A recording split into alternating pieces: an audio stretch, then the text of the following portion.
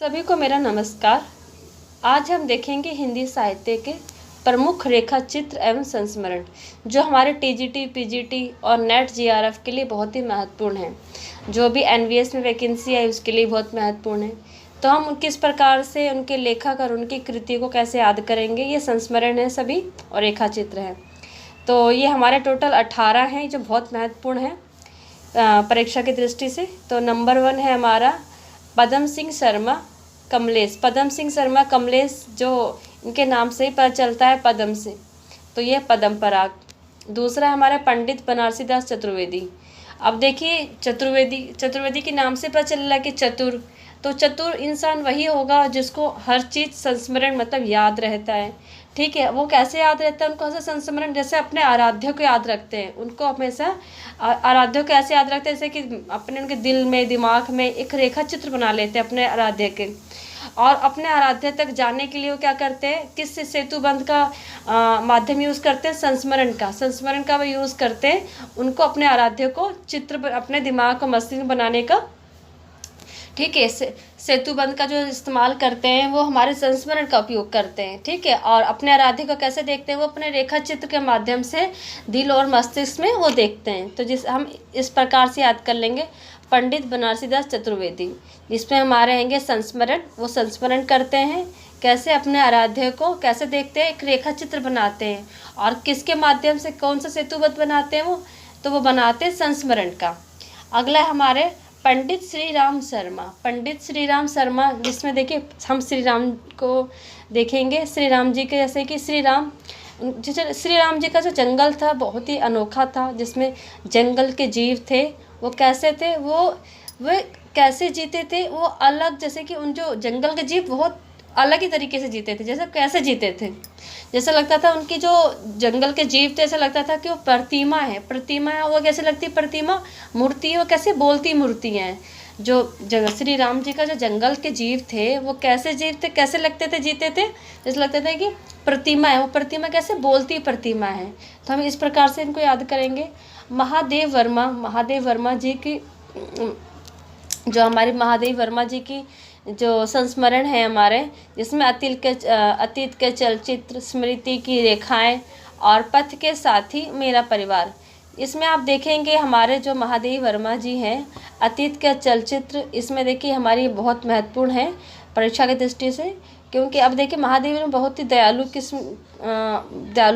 दयालु महिला थी, जो क्या करती थी, हमेशा वो अपने अतीत में खोई रहती थी और हमेशा अपने अतीत में होने वाले चलचित्र को हमेशा याद करती रहती थी। और स्मृति करके वो क्या करती थी, उन रेखाओं को बनाती रहती थी दिमाग में कि अतीत में क्या हुआ, कैसे हुआ। वो ऐसे वो अतीत के चलचित्र बनाती थी, वो याद करती थी, स्मृतियों की रेखाओं से क्या करती थी, वो याद करती थी। किनको याद करती थी, वो हमेशा स्मृति में अपने पथ के साथी को याद करती थी और अपने परिवार को याद करती थी।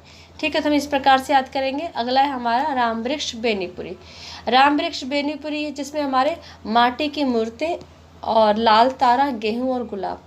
अब राम वृक्ष बेनीपुरी है, जिसमें हम देखेंगे बेनीपुरी मतलब पानीपुरी टाइप, वैसे में याद रखेंगे।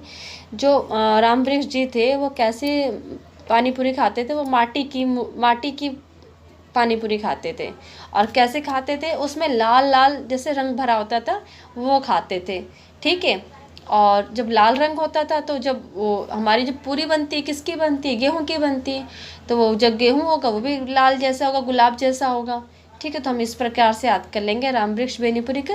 वो उनकी जो पूरी थी, मतलब पूरी कैसी थी, वो मट्टी की पूरी थी, और उनके जो कहती है, जो उनके अंदर जो पानी था वो कैसा पानी पूरी के अंदर था, लाल था। और जो बताइए कि जो हमारी पूरी बनती है वो किसकी बनती है, गेहूं की बनती है। जो पूरी जब लाल होगा तो हमारा गेहूं भी लाल होगा, तो गुलाबी जैसा होगा। हम इसको ऐसे याद करेंगे। कन्हैया लाल मिश्र प्रभाकर, इनके नाम से ही बोध होता है प्रभाकर मतलब सुबह। देखिए जैसे कि हम जब कन्हैया लाल मिश्र प्रभाकर जब सुबह उठते थे, तो उठते ही वो क्या करते, सब कुछ भूल जाते थे। वो भूले हुए चेहरे वो भूल जाते थे, क्या करते थे, भूले हुए चेहरे। जब कुछ पिछला जो दिन का कुछ भी टेंशन हो गया, कुछ भी होगा, समस्या होगी, भूल जाते थे, वो चेहरे भूल जाते थे। तो क्या, तो ज़िंदगी वो टेंशन फ्री हो जाती थी। ज़िंदगी क्या करती थी, मुस्कुराने लगती थी। जब ज़िंदगी मुस्कुराती है तो क्या ऐसा लगता है कि जो मिट्टी भी होती है वो हमें सोना जैसे लगती है। कैसे होती है, मिट्टी भी सोने जैसे लगती है, माटी हो गई सोना। जब जो मिट्टी भी सोना प्रतीत होती तो क्या करते हैं हम दीप जलाते हैं, शंख बजाते हैं, खुशी मनाते हैं।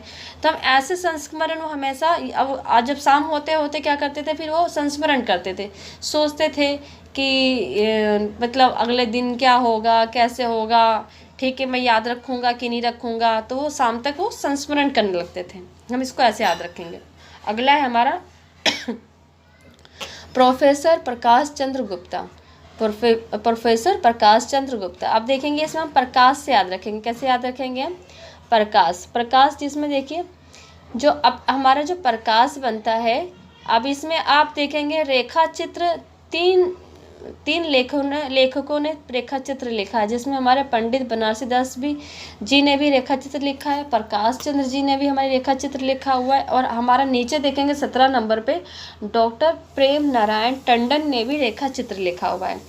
तो हम इस चीज़ का गौर रखेंगे कि हमारे 3 लेखकों ने जो हमारे रेखा चित्र लिखा हुआ है। ठीक है, तो हमारा जो दूसरे नंबर पे प्रोफेसर प्रकाश चंद्र गुप्ता रेखा चित्र उन्होंने भी लिखा है। तो हमको इसको इस प्रकार से याद करेंगे कि जो गुप्त जी थे, प्रकाश चंद्र गुप्त, उनकी जो रेखा चित्र थी वो पुरानी स्मृतियों में थी। और जो पुरानी स्मृति मतलब जो कैसी होती हैं, वो विशाखा होती है, मतलब बहुत विशाल होती है। जो हमारी जो कोई चीज़ें होती हैं हम पुरानी जीवन की होती है।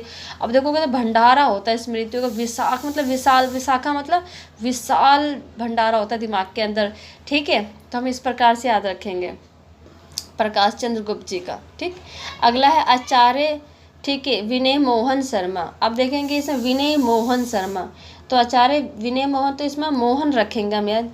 मोहन का जैसे कहते ना कि मोहन के रंग में राधा। ठीक है, तो हम इस प्रकार से रखेंगे रेखाएं और रंग, रेखाएं और रंग देखेंगे, और कहीं भी नहीं दिखेगी आपको कृति रेखाएं और रंग।